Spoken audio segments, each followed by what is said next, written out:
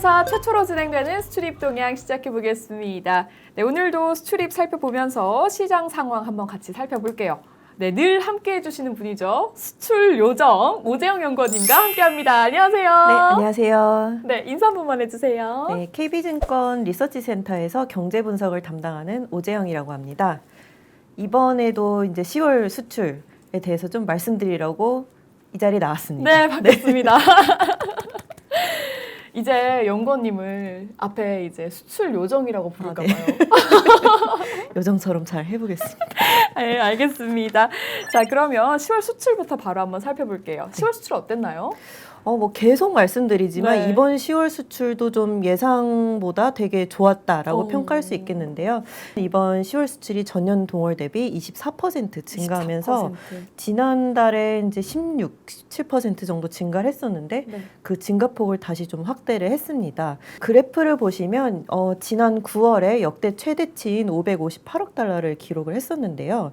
이번 10월에는 556억 달러를 기록하면서 지난달보다 한 2, 3억 정도 조금 못 미치는 수준이지만 굉장히 큰 견조했다라고 평가할 수 있겠고요. 과거에 보면 2018년 이쯤에 이제 550억 달러를 한번 기록을 하면서 그 후로는 쭉 이 정도 나왔던 모습이 나오는데 지금 보면 계속해서 좀 최고치를 경신하는 그런 긍정적인 모습이 나오고 있습니다.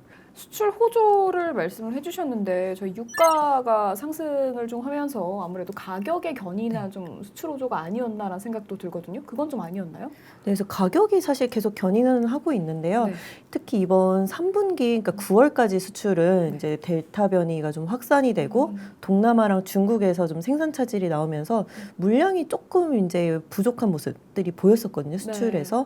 근데 이번 10월에는 그 이제 그래프를 보시면 그 물량이 이번에 좀 올라오는 모습이 나오고 있어요. 그래서 아무래도 아직도 좀 물량은 부족하지만 여러 가지 그 다양한 포트폴리오 안에서 그 수출이 좀 증가를 하면서 그 물량과 금액이 같이 올라오는 오랜만에 좀 긍정적인 모습이다라고 좀 보시면 좋을 것 같아요. 좀 품목별로는 어땠나요? 품목별 수출도 다 좋았나요? 네, 그래서 이번 10월 수출에 이제 15대 품목 중에 13개의 품목이 전년 대비 증가를 했었는데요.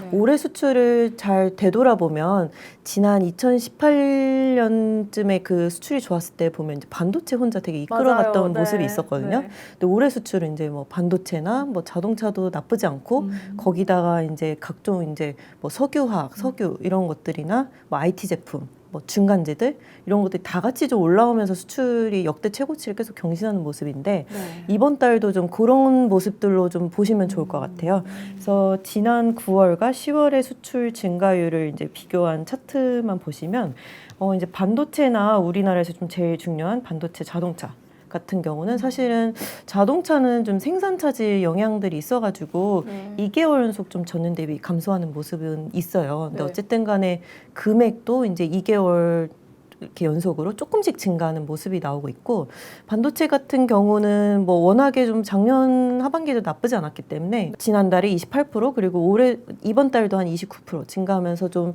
뭐 견조한 모습을 유지되고 있다라고 좀 정리를 해볼 수 있겠는데 네. 이번 달에 좀 특징적으로 보실 건 이제 석유화학이랑 석유 제품. 네, 그래서 눈에 앞서 탁 띄게. 네. 앞서 이제 말씀 주셨듯이 이제 국제유가가 상승을 하면서 이런 것들은 이제 증가폭이 굉장히 확대되고 있고 지금 국제유가가 한 80달러 중반 정도 수준인데 네. 저희 KB증권은 내년 1분기에는 90달러 또 넘을 거로 예상하고 내년에도 이 정도 수준은 유지하거나 조금 더 높아질 거다라고 보고 있거든요. 네. 그렇게 되면 이제 그동안 조금 부진했었던 석유화학과 이제 석유 제품도 내년에도 계속 증가할 유가 거다라고 가격 때문에. 좀 보시면 좋을 것 같고 쪽이 이제 그 체크되어 있는 두 개 박스. 네네. 네, 두 그건 번째로는 뭔가요? 이제 지난달에 섬유랑 가전이 막 이렇게 동남아 쪽에 이제 생산 차질이랑 연결이 되면서 소폭 감소했던 모습이 네. 나왔어요. 근데 이번 달에는 전년 대비 다 두 자릿수 대 증가로 돌아서면서 이제 동남아도 아직까지 델타 변이가 좀 문제는 있지만 생산 차질도 조금씩 수급이 풀리는 모습이 나오고 있고 특히 이런 것들은 그 연말에 네. 옷도 사고 이제 가전도 사고 이렇게 소비를 준비하잖아요. 네. 이런 것들과 관련이 있어서 지금 선진국 수요도 굉장히 셀 수 있겠다라고 좀 추측해 볼 수 있는 품목들입니다. 그것도 있잖아요. 연말에 이제 검은 금요일에 사는 날. 아, 네네. 벌써부터 이제 좀 세일이 네. 조금씩 들어가기 시작하더라고요. 그래서 그런 것들이 아마 11월, 12월 수출을 좀 견인하지 않을까라고 좀 기대를 해보고 있습니다. 네. 그러면 지역별 수출은 좀 어땠는지 말씀해 주세요. 네, 지역별 수출도 뭐 고르게 좀 증가했다라고 보시면 좋을 것 같은데요. 네. 좀 세 가지로 좀 특징을 뽑아왔습니다. 그래서 지난 9월에 살짝 좀 둔화되었었던 이제 중국이랑 아세안 같은 경우가 이번 달에 다시 이제 수출 금액이 늘면서 사실은 이제 9월에 분기 말이라고 해서 원래 수출 금액이 좀 늘거든요. 네. 근데 이번 10월에 굉장히 수출이 9월 못지않게 나왔던 이유는 지난달에 조금 부진했었던 이제 중국이랑 아세안으로 수출이 금액이 증가하면서 이번 수출을 견인했다라고 보시면 좋을 것 같고 그래서 네. 지금 앞서 말씀드렸듯이 그 아세안 쪽에 이제 그 델타 변이가 조금씩 진정이 되면서 아마 네. 11월, 12월도 이런 아세안과 중국으로 수출이 좀 견인을 할 것 같다라고 좀 정리해 볼 수 있겠고요. 네. 두 번째는 아무래도 가장 중요한 이제 미국이랑 EU 같은 이제 선진국인데요.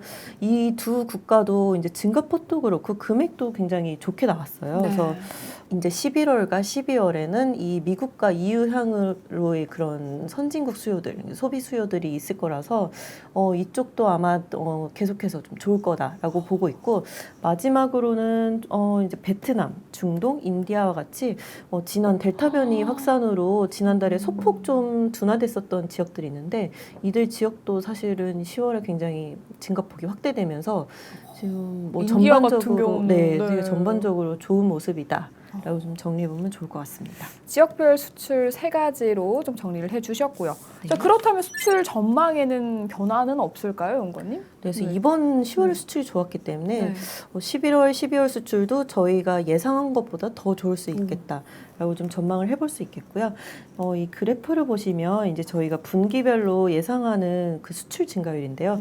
사실은 4분기 수출은 지난해 보시면 4분기가 이제 플러스로 전환을 했었거든요. 네. 그래서 나쁘지 않았기 때문에 이제 저희가 원래는 4분기에 한 10%대 증가를 예상했었고 이것만 하더라도 사실 금액적으로 굉장히 좋은 수준인데 지금 10월 수출이 워낙에 좋게 나왔기 때문에 11월, 12월 수출에 대해서도 좀 증가폭이 생각보다 셀 것 같다. 한 20% 정도 예상을 하고 있고 그렇게 되면 사실 증가율은 뭐 2분기를 피크로 좀 둔화되는 모습이지만 금액 자체로 보면 계속해서 늘어나는 굉장히 좀 수출 금액이 견조할 거다라고 보는 수준이고요. 그래서 연간 수출도 저희가 원래 6,300억 달러 정도 봤었는데 네. 지금은 한 6,400억 달러 정도 그래서 전년 대비 한 24% 정도 증가하면서 굉장히 높은 수출을 보일 거다라고 예상을 하고 있습니다. 네, 알겠습니다. 그럼 마지막으로 질문 한번 드려볼게요. 그럼 내년 수출은 좀 어떻게 되실 거라고 보세요? 그래서 내년 수출도 지금 네. 사실은 뭐 우려되는 건 많아요. 뭐 중국도 내년에 좀 경기가 상반기까지 좀 좋지 않을 것 같고 뭐 생산 차질도 어쨌든 간에 내년 1분기서부터 서서히 완화되는 모습으로 조금은 좀 뭐 우려 요인들이 여러 가지가는 있는데 네. 지금 분위기나 이제 어쨌든 간에 글로벌 경기가 좀 회복되고 있는 모습들 그리고 내년에는 올해 조금 이제 각광받지 않았었던 그런 아세안이나 뭐 유럽 그리고 앞서 보셨던 뭐 인디아 이런 데가 이제 경기가 회복되면서 수출 물량이 계속 견조할 걸로 보고 있어요. 그래서 내년 수출은 저희가 한 6,900억 달러 정도 예상을 해서 전년 대비 8% 정도 증가할 거다라고 보고 있는데 네. 만약에 수출이 생각보다 좋다면 정말 7천억 달러도 한번 기대해 볼 수 있지 않을까 정도로 보고 있는 상황입니다. 그래서 그렇게 보면 그동안 이제 한 10년 정도 장기적으로 한 5,500억 달러 평균 보고 있었는데 지금 올해 6,400억 그리고 내년 6,900억 하면서 2년 연속 사상 최고치 경신하는 모습이 예상이 된다. 라고 보시면 좋을 것 같고 그 물가랑 수출 물가 그러니까 네. 단가랑 물량을 좀 나눠서 전망을 해봤는데요. 네. 내년에 보시면 이제 아무래도 1분기까지는 이제 좀 물가가 올라가는 단가 이런 것들이 좀 지지를 한다면 내년 하반기 그러니까 2분기부터 하반기까지는 물량이 좀 올라오면서 아무래도 물량이 올라오면 또 경기에는 더 긍정적이거든요. 그래서 내년에 저희가 한국 경제가 뭐 좀 금리 인상도 있고 뭐 디레버리징도 시작되고 해서 뭐 중국 경기 둔화도 있고 조금씩 뭐 이렇게 부담 요인들은 있지만 아무래도 우리나라는 수출이 잘 되면 그 하방을 좀 네, 지지하는 네, 요인들이 그쵸. 있어서 네, 내년에도 수출을 좀 기대해 보시면 좋을 것 같습니다.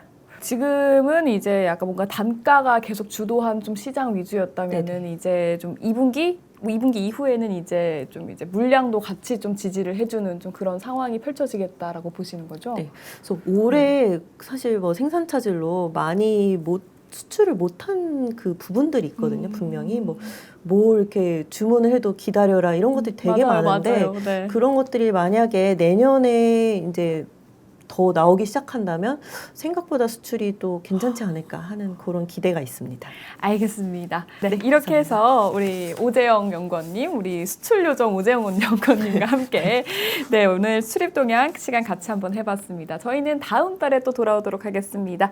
연구원님 오늘 고맙습니다. 네, 감사합니다.